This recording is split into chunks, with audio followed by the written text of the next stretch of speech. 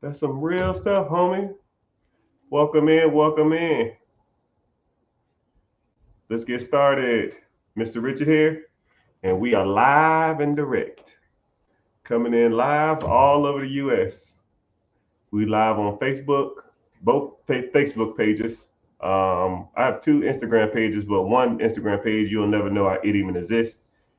Then I have a TikTok page, and I have a Twitch page, and I have a Twitter page. The Twitter one is verified, so that's the only one I have. The Instagram one that is my predominant one is verified, and my TikTok page has 400, 500,000 followers or something like that. So if you get a message or you want to reach out to me or contact me, reach out to those specific pages. Don't be in contact with any other pages except those. And if you ever message me and you say something like, take a picture holding up some fingers sitting crisscross applesauce or something like that. If you really want to, I will. But more than likely, I will not message you or DM you, asking you or soliciting you for money. I don't need to do that, and that's just not my style. So if you want to do anything, if you ever want to contact with me, that's why I offer the webinars, the free webinars, and we go over different stuff, different ways to make money, different ways on how I educate. We go over different ways on how to invest, different ways to fix your credit, different ways to get business funding, and those type of things. You're live and you're talking to me directly, and those things are easier for me to navigate. And you really can't kind of fake that stuff. You know what I mean? So, but yeah, that's what I'm doing. So we're gonna do some quick Q&A. So whatever questions y'all got, we go ahead and get to some of them, and we kind of go from there. Somebody asked about how to buy businesses. Before we get started on questions, I'm streaming live on YouTube, Facebook, Twitch, Twitter, Instagram, and TikTok. If you watch this or you have any questions, ask me on YouTube. YouTube sent me a nasty letter two days ago, a nasty email saying that I need to be more engaging on there, which I don't mind. People just got to go there to watch from there. So you can either click the link above, and then you'll see my name and my free webinar if you want to come to that, and then you see all the social media platforms. Or just go to YouTube and search "The Rich Get Richard," and you can kind of see me from there. So it's just easier for me to, I'll guide or help anybody on here. I just get compensated from social media on YouTube. Twitch don't pay me nothing. Facebook damn near pays me pennies, and uh, you TikTok gives me a little bit, but my money on TikTok is very minimal, right? If you want to talk about some numbers, I'll even break some down. YouTube probably pays me $500 to $1,000 a month, which is not a lot of money. On a good month, it's about $1,000. Instagram probably pays me $100 a month, which is not a lot. I haven't seen a Facebook check yet. Twitter, nope. Twitch, no. TikTok is it's hit or miss. Some months on TikTok, I can make a couple $1,000, and some months on TikTok, I feel like I make $20. It's just so weird. So I'll probably average it about $500 a month on TikTok. So TikTok is cool, but I know YouTube AdSense will always make me money. So I always believe in transparency on all levels. So yeah, give me that money. Sure, I don't care. I'm gonna tell you something that's crazy. And I'm not bragging or nothing, but sometimes I get money, and it's more annoying to try to cash. I'll give you a great example right now. Here's a check right here for like $50. $50. Okay. It literally has been sitting over here for 2 weeks. I guess it's not worth my time. I mean, I forget about it. It's not a lot of money to me. Now, I told you my businesses and my real estate generate six figures, sometimes seven figures a month. $50 is just not worth my time. I wish I had an assistant that just cashed $20, $30 checks, $50 checks, $100 checks. And also too, my deposits for all my social media honestly goes to my spouse's PayPal account. So it's not even linked to my PayPal. It's linked to her PayPal. So the money goes to her. I almost don't even see it. I don't even care about it. Or sometimes they're just sitting in the PayPal account for months and it'll be like, I'll look at the PayPal account and it'll be like, oh wow, we have, I don't know, 10 grand, 15 grand in there. I'm like, where? And I'll just go back and oh man, that's from YouTube and TikTok and Instagram or something like that, just paying out over months. And I was like, oh shit, my bad. It is what it is. Now, if it's up to that, like 10, 15 grand, okay, cool, I'll deposit it. But that couple $100 a month or something, it's not, I don't know. I don't even think about it like that.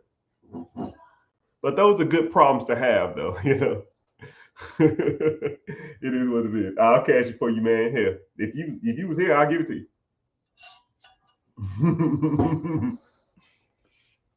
Do you recommend any cryptocurrency?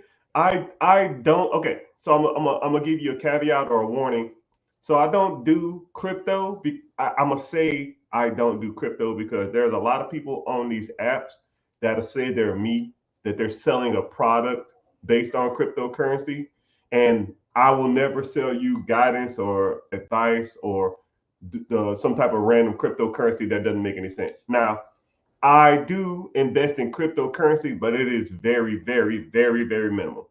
I do the basics, the Bitcoin, Ethereum, Cardano,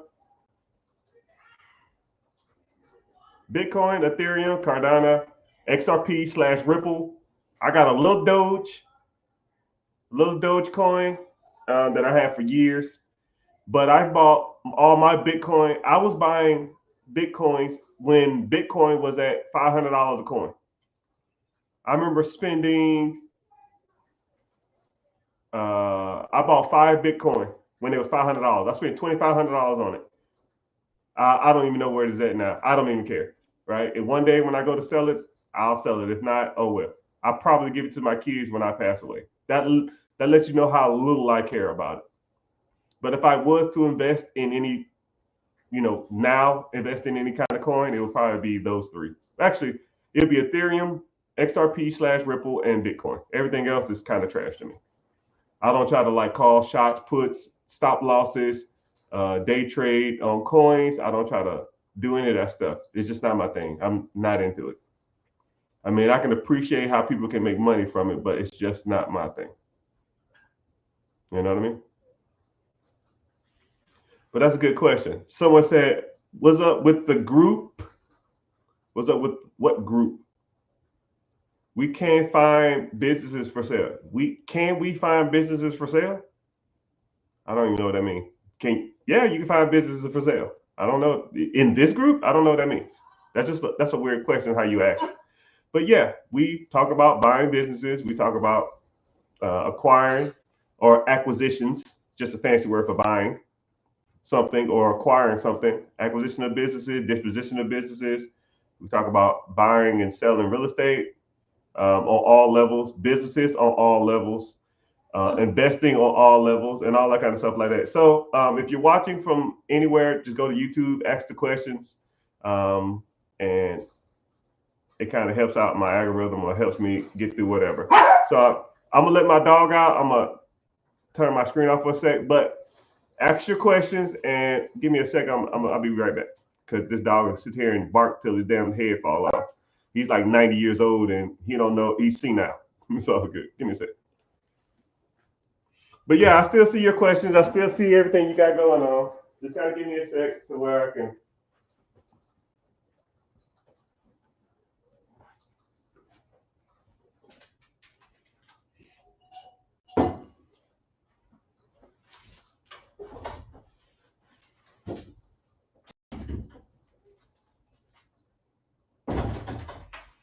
Oh.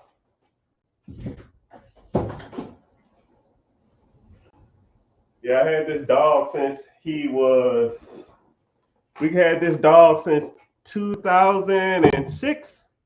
This dog's literally almost 19, about 18 years old. I don't even know what that is in dog years. That thing is old, but he barely can hear and he just goes to doors and bark and we just let him in or out. So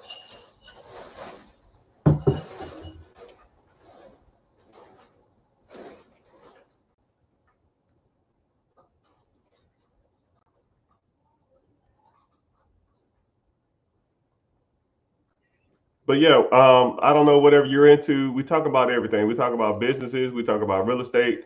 We talk about business credit. We talk about business funding. Any misconceptions that you either thought about or didn't understand about that process, we'll talk about it. Someone says, how do you buy a business with low capital? Good question. So you can do a lot of things. So there's pretty much three ways you're gonna have to buy a business. One is credit, one is cash, and one is sweat equity. You're not gonna find a business or a piece of real estate. You're not gonna find anything. Take a random object of yours, right? So let's take your cell phone. I don't know what your cell phone costs. Let's say $1,000. You're not gonna take your cell phone and someone walks up to you off the street. Hey, how you doing? I'm good. Can I help you? Yes. You have a cell phone for sale? Yes. It's $1,000. Okay. Can I have it or can I buy it? Sure. What are you gonna give me? It's $1,000. Either you're gonna give me some cash, either you're gonna work for it, or you got good credit to go get a loan for the phone. I mean, that's pretty much the only ways that you can pretty much get anything. Would you just give somebody your cell phone without putting any money down, without having any skin in the game, without having any capital gain, or any of that stuff, right? There are situations, though. There are situations where you can buy stuff and have nothing in the deal, but 99% of the time, you're going to need you're going to have to bring something to the table. But those things can be acquired just like anything else. Money can be borrowed from the bank.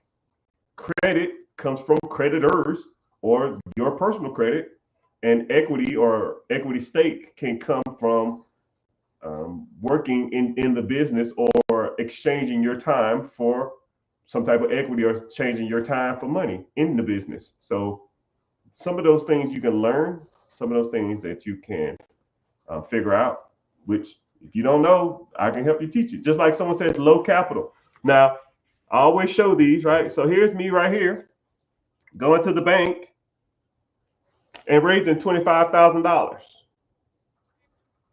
Richard, 25,000. Wow. Richard, 25,000. Wow.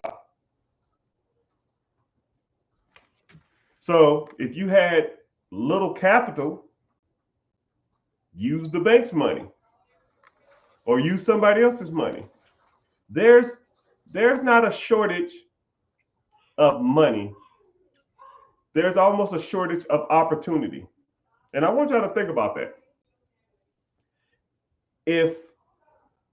If there was an opportunity out there and it was a lot of money to be made, people will give you money for that. But the opportunities are not as prevalent as a lot of people think. But the access to capital is. They're printing off billions of dollars a day, people. Billions of dollars. There's not going to ever be a time in your lifetime where there will not be access to capital on any level. But the access to opportunity is. Now, I'll even give you a great analogy, right? So I'm going to use somebody in here as an example. Like if y'all want to comment y'all car and the value of it, no matter what the car is, no matter what the value is, I just need anybody's car on here, right? Just anybody in here comment their car and how much it's worth. I just need one example, right? So we got, a few people on YouTube, we got a few people on Instagram, we got a lot of people on TikTok. So can anybody just comment their car, the year, make, and model if you want, and how much it's worth? I don't give a shit how much it's worth. I'm just trying to prove a point, right? So whenever okay, someone said a 2006 Honda Civic, $5,000. Cool. Someone else said a 2024 Ram 3500, 45K. Right? I'll use that one because it's a little easier to explain. So let's say the 2024 Dodge Ram, damn, $40,000, I'll say $45,000 just to make this easier, right? So he has a Dodge Ram 2024, $4,500, $45,000, right? His vehicle is worth $45,000 every day of the week. So here you go. Here's the difference between capital and opportunity, right? If you saw a 2024 Dodge Ram 3500 for $4,500, is that an opportunity? No, the guy just said that's what it's worth. It is what it is. It's just the number. Now, I'm flipping through Facebook and I see another 2024 Dodge Ram 3500 for $45,000. Okay, there's more opportunity, but is that a good opportunity? No. All right, so I'm flipping through. I see a news article or something in the paper. It says 2024 Dodge Ram, 3,500, $51,000. Well, that's not a deal. That's $6,000 overpriced. And then I see another one, 4,200. And it's a little better, but really not. I see another one for 4,500. That's about what they're going for. I see another one for 46,000. Yeah, that's about right. See another one for 45,000. Yeah, that's about right. I'm flipping through Facebook, and a 2024 Dodge Ram 3,500 is selling for $21,000. They're normally $40,000 to $50,000, but I just found one for $21,000. I call the guy up and I say, "Hey, there's what's going on with this truck? Hey man, I fell on hard times. I'm going to jail for 5 years. I gotta sell this car. I gotta report to prison tomorrow. I need $21,000 cash right now. You come get this truck." And I say, "Okay, cool. When you need it by?" "I need it by 6 p.m. tonight. And let's say it's 3 o'clock. You telling me, if you came to me and said, 'Yo, Mr. Richard, this guy selling a truck for $21,000 that's worth $45,000. We're gonna sell it for $30,000. I'm gonna give you $6,000 profit, and I'll take the last profit.' Would you do it?" Yeah. The moral of this story is there's rarely opportunity, but as soon as you got a deal, money will show up. You come to me with that deal and I'll finance that deal 9 times out of 9, because you need to learn how to find opportunities, right? Finding money is not hard. You find a deal, money will show up.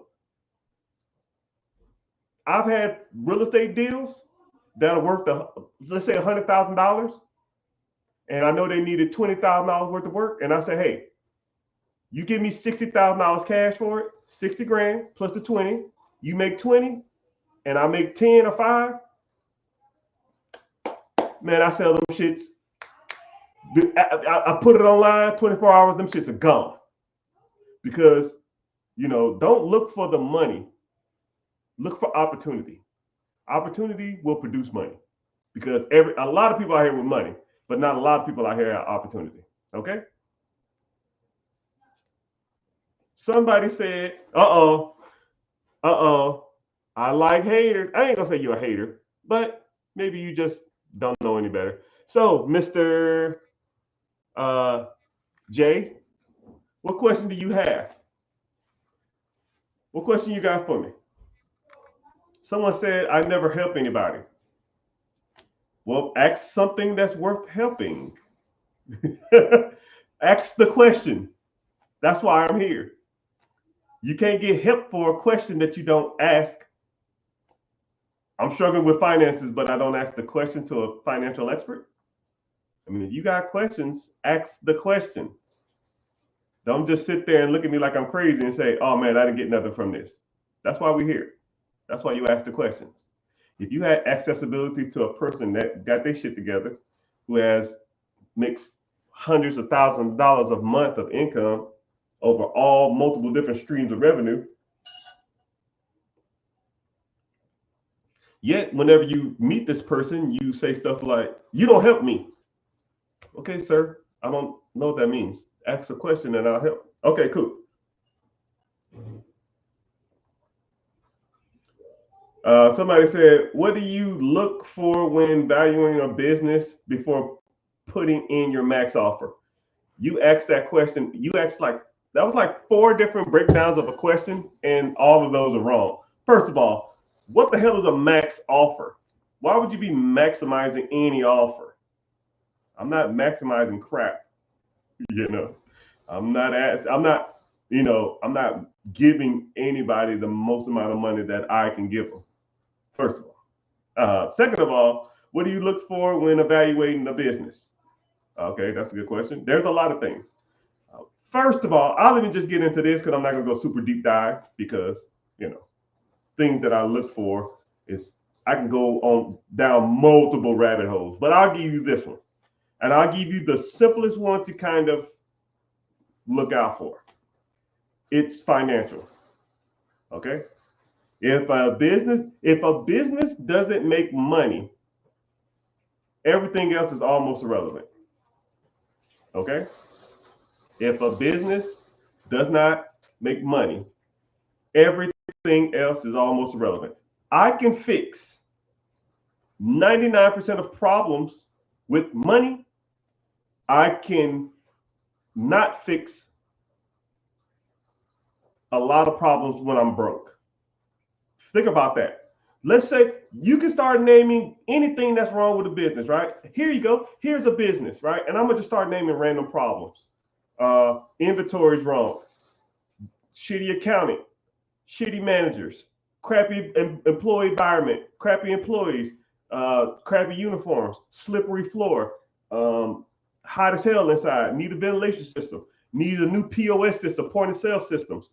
Need poor management, poor website, poor marketing. Now, all of those problems can be fixed with money, right? Name one problem that a business, comically, 95% of all problems can be fixed with money.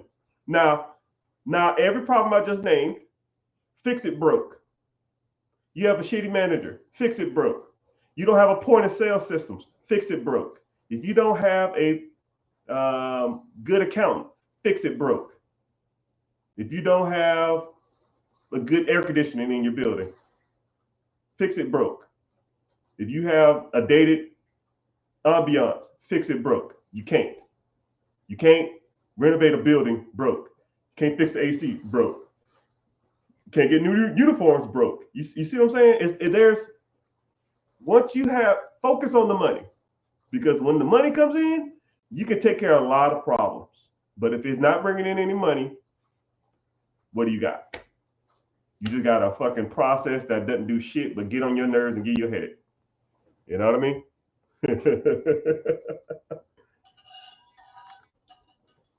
Currently saving $2,000 a month. God dang. Sir or ma'am, I'm gonna tell you something.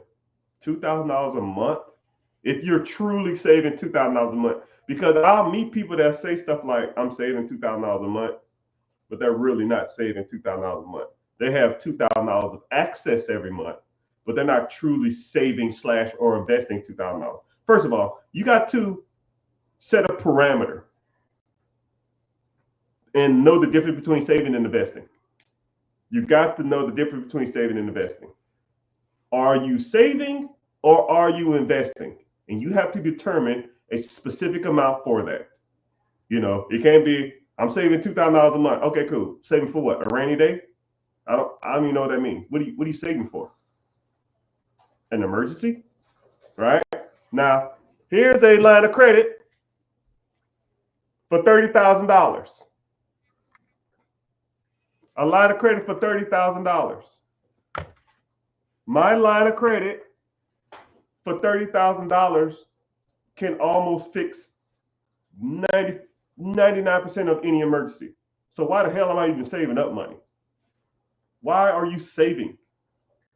You should be investing. So now you can have a pot for, I guess, an emergency day, like the brakes go out, which you can put on the credit card. If I have car issues, I can put on a credit card. I need to take a family vacation, or I need to take a family trip that's an emergency, I can put that on a credit card. But if you wanted that pot, which I don't know why people have them, just say if you do have it, that's cool, right? Set an amount, and then let's say $1,000, $1,500, something like that. Leave it there and just kind of go from there. And then after that, everything needs to be starting investing, and I need a specific amount. You say you make $2,000 a month. You got currently $2,000 a month in savings. Okay, cool. $1,000 need to go to investing every month, or $1,500 need to go to investing every month, or $700 need to go investing every month. It has to be a specific amount, because if you don't pick a specific amount and turn it on automatically, you'll never start investing, right? Oh, I'm gonna do $1,000 today, and I'm gonna do $200 next month. No, fuck that. Pick a specific amount every month. Every month. And then one day you start seeing that pot getting some decent numbers, and then you can go out and you can borrow against that money, or you can start buying businesses with that money, and or you can start buying real estate with that money, or you can leverage that money, go to the bank, leverage it, and then get more lines of credit and more money from the banks. Because the more money you have in investing, the more money you have in savings, the more money banks will loan you, because they're showing you, because they're seeing that. I'll even give you two examples, right? I'll give you a quick example. Let's say if me and you have a 700 credit score, right? And you have $500 in the bank, and I have $50,000 in the bank. Who do you think they're going to loan more money to? Both of our credits are great. Both of our credit profiles are great. Both of our credit history is good. All that kind of shit. You got 50,000. I got 50,000. You got $500. Who do you think they're going to loan more money to? You know what I mean? Think of it like that. And the more money you have in these accounts, the more relationship you have with banks, the more money they'll give you. I have relationships with banks that I'll probably never use again. But if I need them, I will go to them and say, hey, yo, I need some money, right? I'm trying to acquire a big ass portfolio of property. I'm trying to acquire a big ass, business acquisition. I need capital. And they will literally loan me the money.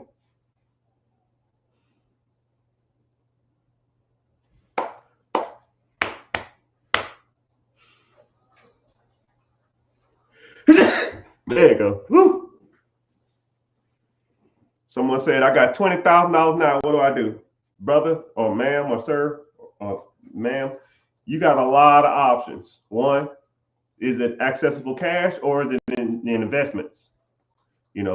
I would start converting over to investments, and then I would also start working on my business credit, and then I would start working on my personal credit, getting my personal credit good, and then I would also start getting into getting relationships with banks, and or start a good side hustle, and or start looking at buying a couple rental properties, because you'll be surprised of how many properties you can buy with $20,000 down. You probably get into 2, maybe 3 properties that's going to be producing you somewhere in the range of $400 at a minimum, to probably close to $800 to $1,000 a month maximum, if you do it right. And a lot of people always say, yo, Mr. Richard, there ain't no money out here. There ain't no bullshit. Bull stool. You think that other people or people like me are out here finding deals every day and making money all day long, and not, in any economy, and I don't care who's in office, I don't care what the politics is. I don't care what the interest rates is. I don't care what the Fed says. I don't care about the Dow Jones average. I don't give a damn about none of it. To me, it makes no difference. I don't care about none of that stuff. And once you get to a level of success and making money in any market, because I've seen presidents come and go, I've seen the stock market go up and down, I've seen pandemics, I've seen recessions, I've seen all of this stuff, and everything is all the same. It's either up or down. What you gonna do today? That's pretty much it. Oh man, we're supposed to be in a recession. Cool. What are you gonna do today? What are you gonna do right now? If the deal makes you money right now, do the deal. It's about as simple as it gets. You know, what if the interest rates are high? Cool. Does the deal make you money? But the interest rate, but bro, you say interest rate one more time, we're gonna fight. Does the deal make you money? If the deal doesn't make you money, don't do it. If the deal makes you money, then do it. I don't care about an interest rate. I don't care about points, PMI. I don't care about mortgage insurance. I don't care about uh, uh, any of that crap. How many points? How much debt to income rate? I don't care about none of that. A lot of people focus on the wrong stuff. Y'all devote y'all time, effort, and energy on looking at shit that doesn't bring you in any money. I will see people literally. I will be strolling on social media, and I will see lives on social media that I have 500 people in it arguing over who's better, LeBron James or Michael Jordan. 500 grown ass motherfuckers arguing, full on arguing, have bullet points, damn near red in the face, damn near screaming over what basketball player is the GOAT, even though LeBron James is. And then they will get up there, feel like they proved the point, go to bed, wake up, and go to work tomorrow. What fucking kind of sense does that make? I'm not going to sit here and argue about who's the best president, or who would be the best president, or who is the best president.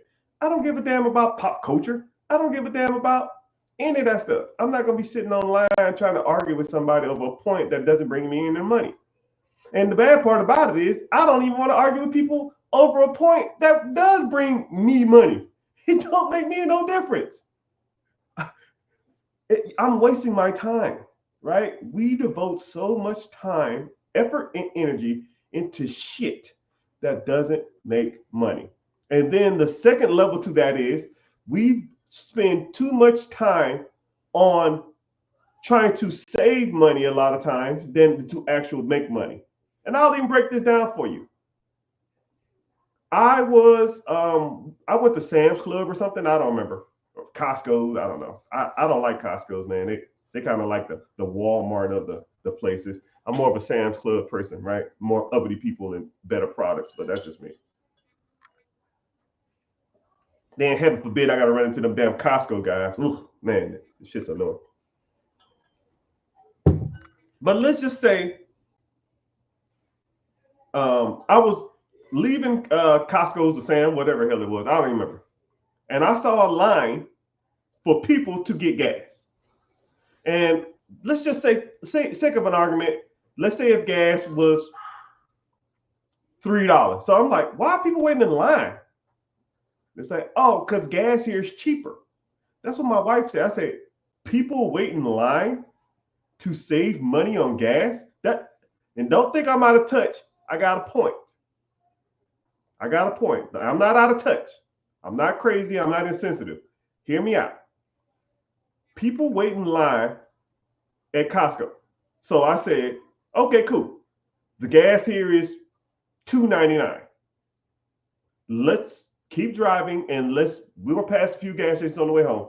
Let's see what the most expensive gas is, right? Driving down the street. I saw one for $3.09. I saw another one for $3.10. And you know that one gas station that no one goes to, but they got like good food or some shit? I saw that one. It was like $3.15. So, okay, cool. So let's do some simple math, right? I'm not the smartest person in the world. Not even close. So let's do this. Let's say I didn't wait 20 minutes in line to get the $2.99 gas. I just went straight and got the $3.15 gas. So that is 15 cents more per gallon. Okay? 15 cents per gallon more by not waiting 20 minutes to get some fucking gas. Let's say my car takes, the average car probably about 10, the average SUV is probably 20, the average mid-size truck is probably 15 gallons. So I'll do 16 gallons, okay? So 16 gallons at 15 cents more is a whopping $2.40. You waited 20 minutes to save $2.40. So let's put that in the perspective of an hourly wage. $2.40, you waited 20 minutes. There's 20 minutes in an hour. So 240, 240, 240. That is $7.20 an hour. Your time is worth $7.20. Stop me when I'm lying, people. I'm not trying to be insensitive and I'm not trying to be a butthole. Now, let's take that 20 minutes you saved, and instead of you spending 20 minutes in line to get Costco gas or Sam gas, you go straight to the damn expensive store with nobody in line, you get your gas and you go home. You spend that 20 minutes to make however much money you save. Let's say you spend that hour, and your whole hour, all you got to do is make $20, $30, $50. All you got to do. You sit on the phone or you sit on the computer and you try to make money. You sell a product, you sell a service, you sell a need. You try to find something, a free cycle, meaning you go to Facebook, search something for free, go pick it up, clean it up, put it right back on Facebook and sell it. You spend 10 minutes of surfing, you'll find something that's worth getting. You spend another 15 minutes going to pick it up, cleaning it up, and bringing it back home, right? That's 25 minutes. You put it right back on Facebook Marketplace, $100 with $25 delivery fee. This is going to be cool. I want you to deliver it to me. Cool. They're going to bring it over. You take that to them. You deliver it. They charge you $120. They pay you $120. You go home. You spend 40 minutes making $120 online. But you spend 20 minutes in Costco line to save $2.40. Stop me when I'm lying or make it make sense.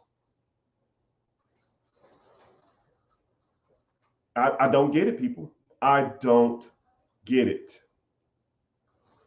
So not only are you, first thing, you spending your time and money, and you spending your efforts and energy debating and arguing about the wrong shit. And then the extra time you do get, you're trying to save money when you should be trying to make more money. You know, my spouse or anybody in my family will talk to me and they'll say, yo, Mr. Rich, we got to go do this. We got to do that. I say, yo, I ain't got time. Because that means that time I'm losing is not worth the amount of time that I would be spending making money doing something else. It's not worth my time. And when y'all say, man, that's not worth my time, it's literally $7.25 because I see y'all in line every day at Costco's and Sam's. And I'm not trying to belittle y'all. I'm just trying to get y'all to look at bigger pictures of stuff Because people like me, when I see lines at Costco or I see lines at Sam's Club to save 10 cents on gas, y'all are wasting y'all fucking time. Y'all are wasting y'all time. And y'all think y'all saving money? Y'all ain't saving money. Y'all wasting time. Time is your commodity, people, not the $2.50 you're saving. And if you want to debate me, bring it on. You will not win that argument. You will not win. You will not win how saving $2.50 at the gas station will ultimately benefit the great big picture of your life. You know, or even, you know, I'll even debate, you can even cut coupon. Hey, yo, I saved this amount of money. I drove, you know, I'll give you another good example. I'll meet people that will spend all day trying to get the best deal on a TV or something. Let's say there's a TV for sale, you know, like a Black Friday sale or something. Let's say you want a 90-inch Sony, and you go to 4 different stores. The 90-inch Sony is normally $1,700, but you want to find it for $1,500, so $200. You'll spend, you know, 8 hours going to 5 different stores just to save $200. When you could have just bought the first one you saw and then spent 8 hours making more money. It's nasty out here, people. It's nasty. It's just a different mindset. It's just a different mindset. Spend your time making more money. And then the things that you try to buy or try to save money on will be insignificant. It's almost irrelevant. I don't even look at gas prices no more. I don't look at grocery bills. I don't look at how much concert tickets cost. If Snoop Dogg's in town, I'm going to Snoop Dogg. If Beyonce's in town and I want to see Beyonce, I'm going to see Beyonce, right? And then I'm saying, yo, she got a meet and greet. Or, hey, I want to meet her. How much it costs? Just like there's a concert coming up to meet the stars. I think it's like $4,000 a piece. I'm taking the whole family. That's 20 grand to meet A-list celebrities. I don't even care how much it costs. I don't care, right? Some people worry about prices. I don't. But you need to start thinking like that. And I'm not trying to be insensitive or a butthole. It's just you got to start thinking about big pictures, man. How can you make more money? Because people who make a lot of money do not think about prices like that. I went to a restaurant the other day. I tipped the waiter $250 for a $60 bill because she was super nice. I don't care. I don't care. No sweat off my back. I make $200 a minute. Damn near, man.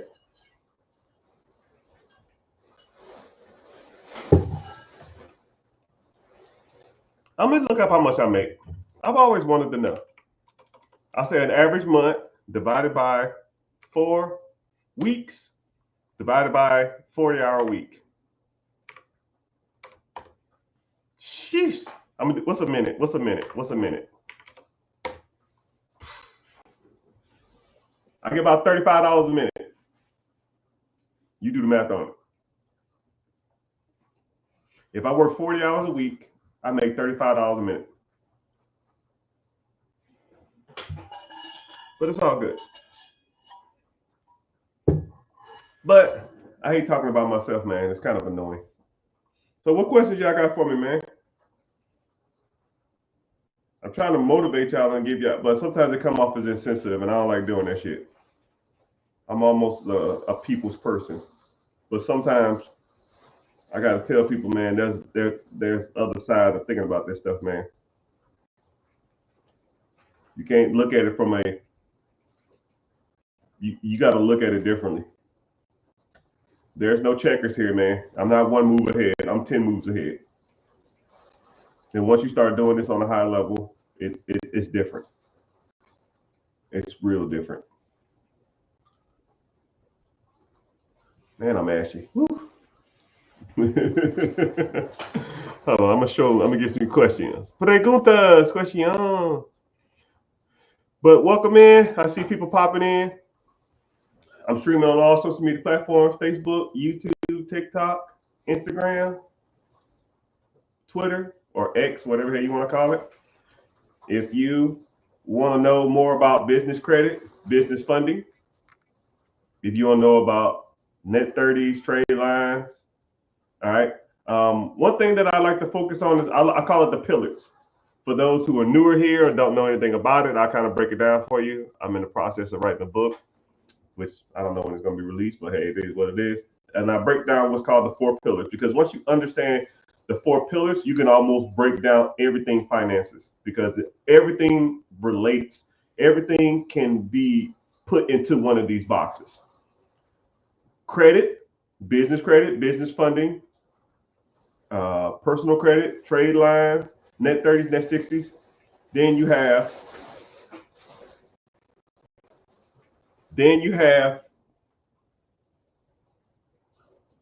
investing, stocks, bonds, mutual funds, ETFs, 401ks, IRAs, TSPs, all of it. Then we talk about real estate, buying, holding, Burr method, fix and flips, wholesaling, syndication, bird dogging, lease option, Section 8, all different levels. Then you talk about business acquisition or owning stuff that makes you money. Airbnb, storage units, vending machines, small mom and pop shops, absentee businesses, semi-absentee, owner operator. I mean, we can go into full deep dive on a lot of that stuff. And once you kind of break down all those things, everything money will generally fall into those four pillars. Nothing is above the pillars and nothing is excluded from the pillars. Once you understand that and master all four of these, your financial dreams and your financial future is going to be unlimited because all things will be in those four things, right? You want to talk about sales? That's in business ownership. You want to talk about real estate? That's in the real estate section. You want to talk about Turo? That's in the ownership section. You want to work on business credit or go and raise capital? That's the business credit section, making yourself more creditable. You want to talk about investing. Okay, cryptocurrency, that's in the, investment section. And how can we learn? I have a free webinar coming up. Click the link in the bio or just go to therichgetricher.com or just go to my Instagram page and click the link. It's called Be Your Own Boss. It's Wednesday, 9 p.m. EST. Be there, be square, and it's free too. So somebody asked, how can they learn? Kind of broke it down. Just come to the free class, and I'll be there, and we can talk about different avenues on how to invest and stuff like that. And we kind of can go from there. What is the furthest way you will buy a rental property home from your hometown? Shit. Yes. I will own one thing about real estate, I will own a home anywhere in the world.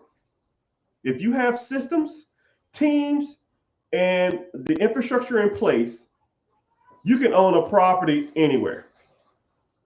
If you got a good property manager and a good tenant, anywhere in the world. I'm almost in the process. I'm looking at a home in Europe. That one of my dreams, right? We all have dreams, right? Even though some people have smaller dreams, some people have bigger dreams. I want a French chateau that I pull up on the cobblestones. You pull around and have a fountain in the middle. You pull up and it's like a French castle or a French chateau with 20,000 square feet, moss on the walls. And I want to go and renovate it myself. That's an experience that I want to live. And I'm really this close. I saw one that I really liked, but just didn't pull the trigger. It's happening. I just don't know when. You know, that's one of my goals is to own something like that overseas.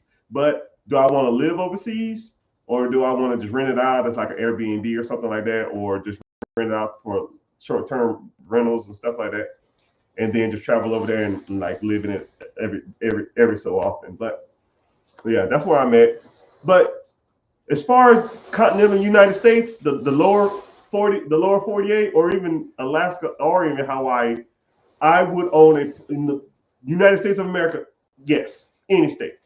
But there are some states that are more renter friendly than others. It just depends on what you want to invest in. I would look in those states, but there are a lot of renter friendly states.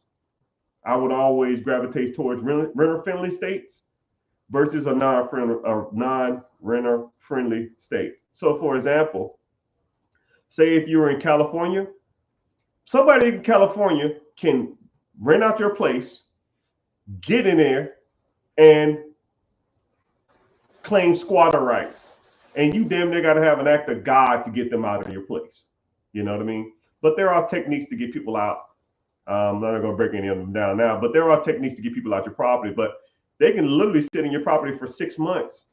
And if you're in Texas and these people are sitting in your damn property and you can't do nothing about it, that ain't the type of problem that I want to have. But there are renter friendly states that, you know, they in your property and you want to kick their ass out, you got 2 weeks and they're gone, right? The state comes and knocks on their door and they kick their ass out of there, you know, like those type of states. Like Texas is a renter friendly state or a landlord friendly state. So you rent a house in Texas and they don't want to get out, you call the sheriff and they come kick their ass out, you know. But, you know, and also too, whenever it comes to Texas, I can give you this kind of tidbit. Texas is like a homestead state, so they like people to invest within the state. So if you're in Texas, invest in Texas. But if you're not in Texas, I wouldn't invest in Texas. They make you pay homestead tax and stuff like that. That stuff sucks. But there's tons of states that are great to invest in. North Carolina is another one that's good to invest in. Now, I can go here all day talking about different states, but I'm not going to do that. Thanks for teaching everything, brother, sister. I don't know who you are, but appreciate you being here. If you want to learn more, come to the free class. Someone said Michigan is a renter-friendly state. Is Michigan? I think so off the top of my head, though. I would have to look it up.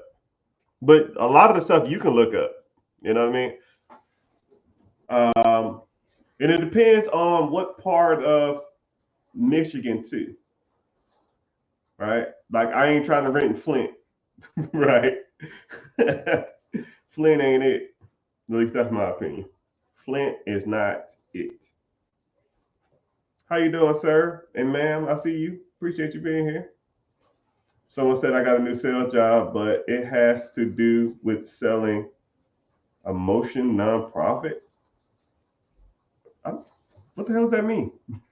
I just got a sales job, but it has to do with selling emotions nonprofit. I don't know what that means. Selling emotion? But I will. Thanks. No, thank you, man. Do you like the book Rich Dad Poor Dad? Yeah, Rich Dad Poor Dad is the GOAT. Rich Dad Poor Dad is the best financial book ever written. And a lot of people think it's overrated. Regardless if it's overrated or not, it is the standard. It is the Michael Jackson. It is the LeBron James. It is the Tom Brady. It is whatever. Every financial book will always be compared to Rich Dad Poor Dad for the rest of my life and probably the rest of yours. So if you haven't read, if you want to read any one book, Rich Dad Poor Dad, and if you don't want to buy it, just go to YouTube and get the audiobook and listen to it on the way to work and put it on like 1.25 speed so it kind of listens to it fast. If some of them are like 3 hours, some of them are like 6 hours, some of them like you can get the damn condensed version in an hour and a half. Good day. So it depends. Yeah. You really ain't got no excuses not to read or get your literature up, because there's a lot of opportunity out here. There's a lot of things out here that's teaching people how to do some of this stuff, and I think you should be capitalizing on it. Right? Don't just take Mr. Richard word on it. Right? I'm good, but I ain't the know all be all. You know, even I don't know everything, and you should get different perspectives too, because there's a lot of different ways to do. There's more than one way to skin a cat, right? I can skin a lot of cats, but there's other ways to do that. Besides me. Would you start buying a business or a rental property in this economy? Yes. It really depends on your comfort level. It really depends on what you want to get into. I kind of break these down. I don't know if you're newer here. I have a free class coming up Wednesday, 9 p.m. EST, and it breaks down what is better. You can okay. So I'll even put both of those in both of my hands. Right? There's a business for sale, and then there's real estate for sale. The real estate is going to take less money down, um, and then you'll get cash flow from the renters, and then you'll get appreciation. You'll get mortgage pay down. You get tax benefits, and then you get appreciation over time. Because you buy a house for 100 in 15 years, it's going to be worth 175. But a business, you buy it, it's probably gonna be more money down. It's gonna be more credit requirements. Sometimes it requires more hands-on. With real estate, you don't really got to be there. A property manager will do everything for you. With real estate, with owning a business, the owner or the manager does a lot of the work, but they do come to you for like guidance and assistance and stuff like that. A rental property, they come to you every once in a while, but for the most part, I rarely, if ever, get any messages from a property manager. I just tell them, if the bill is not over $500, don't waste my time. All right. If something comes up that costs more than $500, then let me know, and let me know in an email just so I can authorize it. Now, if it's something like 5 digit, okay, cool. We'll sit down and figure this shit out. But for the most part, I don't care. But yeah, you buy a business, more cash injection, then it's gonna be more down payment. It's going to be less of a percentage, but you actually get more of a business, and you make more cash flow in a business than you do on a rental property. But the business is going to pretty much be worth what you paid for it. Your business is pretty much going to be worth what you paid for it whenever you get ready to sell it. And you get tax benefits, but not like real estate. You can almost write off all your expenses in real estate and taxes. You're not going to write you can write all your business off but it lowers the value of the business though. So it's kind of like what do you want to do? Do you want cash flow, or do you want equity and growth? So cash flow comes from businesses, equity and growth comes from real estate. Equity, cash flow, and growth, and tax appreciation or tax benefits on the real estate side.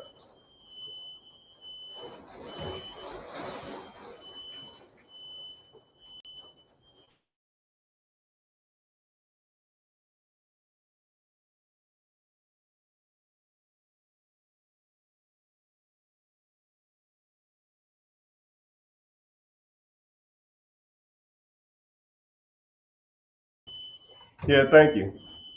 Yeah, my damn smoke alarm going off. My daughter was cooking something. I don't know what the heck they do. I don't know if y'all can hear that, but can y'all hear that? Am I tripping?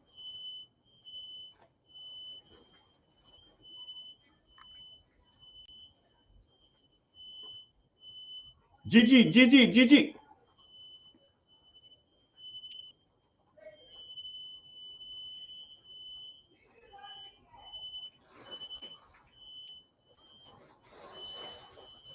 Hold on.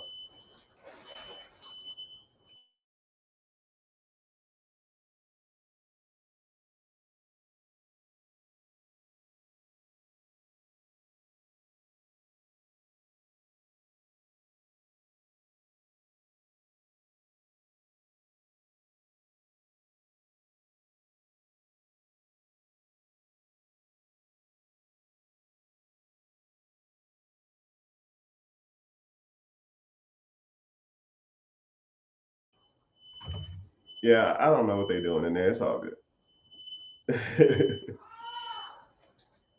But I'll see what they're doing and go in there and figure it out. But it's all good. Let me see who all's in here. Twitter in the house, YouTube's in the house, and um,